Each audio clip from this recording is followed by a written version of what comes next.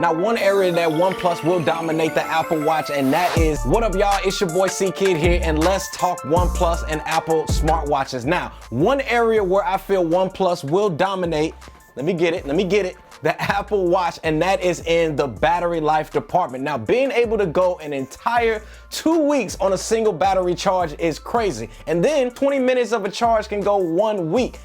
That's just some insane piece of tech and something that I wish that the Apple Watch had. To me, in the area of batteries when it comes to the Apple wearables, it's not actually good at all. From AirPods to AirPods Pro to AirPods Max to Apple Watch, etc. They just don't seem to be able to hold battery life that well. So the fact that my OnePlus Watch can go weeks without ever needing to charge up is very impressive. Now let's go ahead and do some quick comparisons real quick. The Apple Watch costs literally $400 and the OnePlus Watch is only gonna cost us $120 with $20 off coupon that you can get on their website. Now, Apple Watch can check your blood oxygen levels, heart rates, take phone calls, reply to text messages, get all of your alerts, which is all of the same things that the OnePlus Watch can do as well, even $40 cheaper than the Apple Watch Series 3. But even with all of that, these dope comparisons and all of these features, the major issue why it can't compete is because you cannot use it with iPhones as of yet. To me, this was a huge blow to me wanting to be able to floss around, because I was excited to be able to use it with my iPhone. Now, in OnePlus's defense, they did mention that iOS compatibility will be coming to the OnePlus Watch in the future. Now, I understand why they probably didn't, because let's be honest, majority of OnePlus users in their audience are Android users. So it makes sense to go ahead and release the watch with Android only and basically making it Android only compatible. Now, the other reason why OnePlus Watch can't really compete with the Apple Watch, and that is because they did not release an LTE edition. Now, it is 2021. I felt like the cobalt looking option was dope, but I felt like it should have been the one that they actually was planning on releasing with an LTE option, because that is the one that I'm personally going to be getting. But like I said in my previous video, honestly, I don't really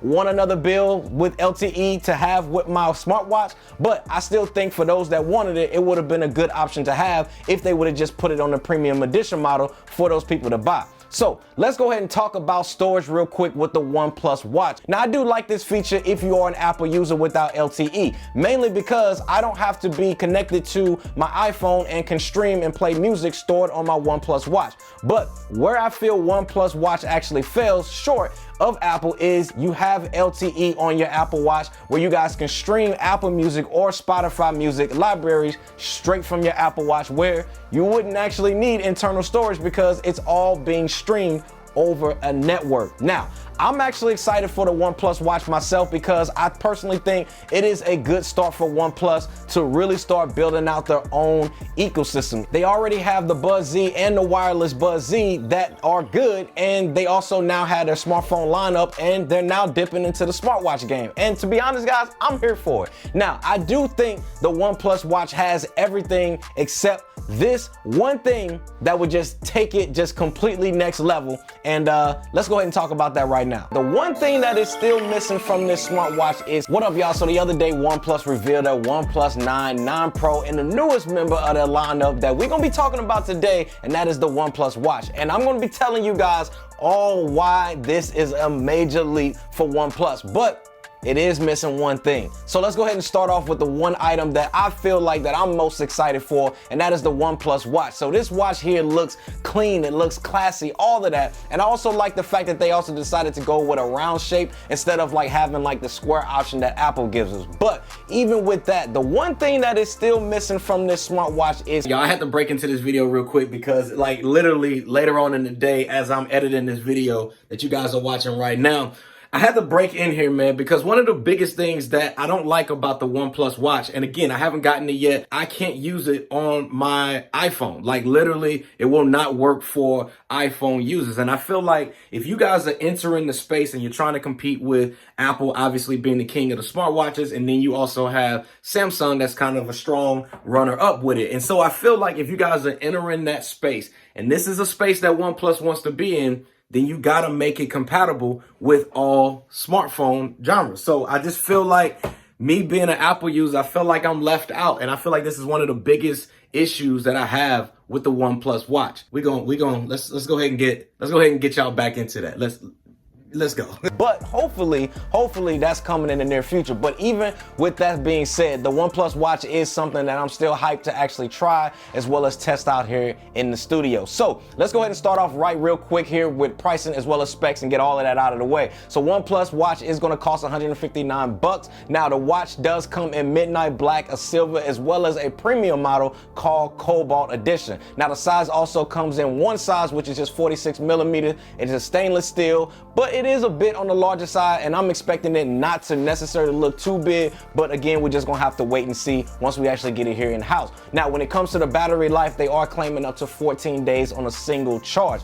Then, if you guys actually charge it for 20 minutes, it will last you guys 7 days. Now, I ain't gonna lie to you guys, that is bold claims from OnePlus, but I will say with me testing OnePlus in the past with the batteries, I gotta be honest with you, the battery technology is actually pretty good. Now, you also are getting 4 gigabytes of internal storage, which if you guys actually go scroll down the page, look at the fine print, you're actually only getting 2 gigabytes of storage because the rest of it is actually going to be used by the operating system in itself. It's going to give you somewhere about 500 songs that you guys can have downloaded on the OnePlus Watch itself. All right, so let's go ahead and talk about the design. Now, I think the design to me personally looks really good. And like I mentioned earlier to you guys in this video, I do like the fact that they went with a round design, which is something that I personally like over the square design smartwatches. But the body is made out of stainless steel, which is a solid material, don't get me wrong. However, stainless steel over time does build up tiny scratches pretty quickly. Now, on the side of the watch, you are getting 2 navigational buttons, with one of them actually being branded with OnePlus's naming on it. On the back side of the watch, you are getting the charging pins as well as the sensors that's going to be used for blood oxygen levels, monitoring your heart rate, as well as a lot of health and wellness fitness items. And last, let's talk about the display, which is an AMOLED that's going to be a little over an inch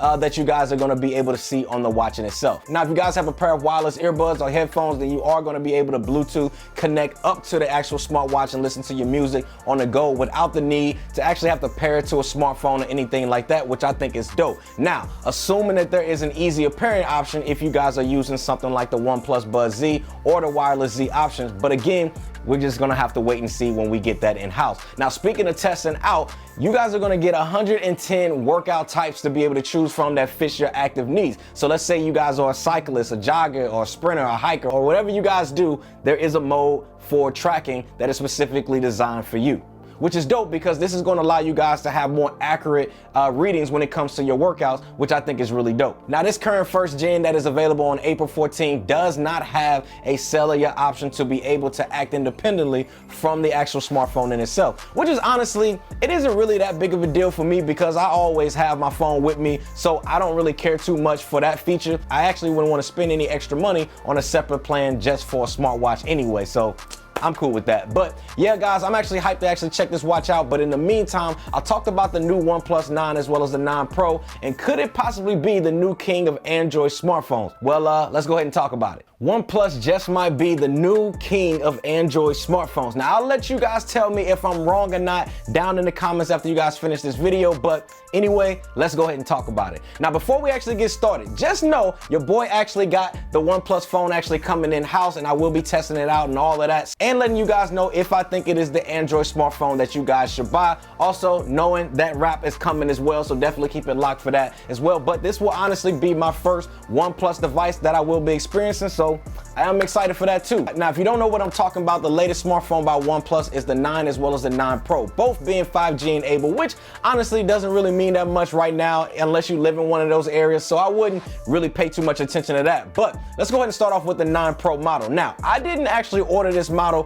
for a couple reasons, because to me, I just didn't feel like there was too much difference from the regular 9 model other than just that telephoto camera on the back, which really makes it hard to justify for me spending an extra $300 for something that I probably just really wouldn't use. Now, the 9 Pro does come in better color options in my opinion, which are that morning mist as well as the pine green, which that pine green color is 100% the best color option in my opinion that OnePlus released. Now, it also looked like if you guys pre-order the phone, they are giving you guys the Bud Z Stephen Harrington edition for free that I talked about here on the channel. If you guys want to check that out, I'll link that video down below. Now, you also are getting 120 Hz refresh rate display in full resolution. You also are getting Oxygen OS on Android 11 with Qualcomm Snapdragon 888 processor. Now you're also getting 12 gigabytes of RAM, fast warp charging, all of that good tech and jazz. But anyway, you're also getting that sauce internally that Samsung is giving you, but at a cheaper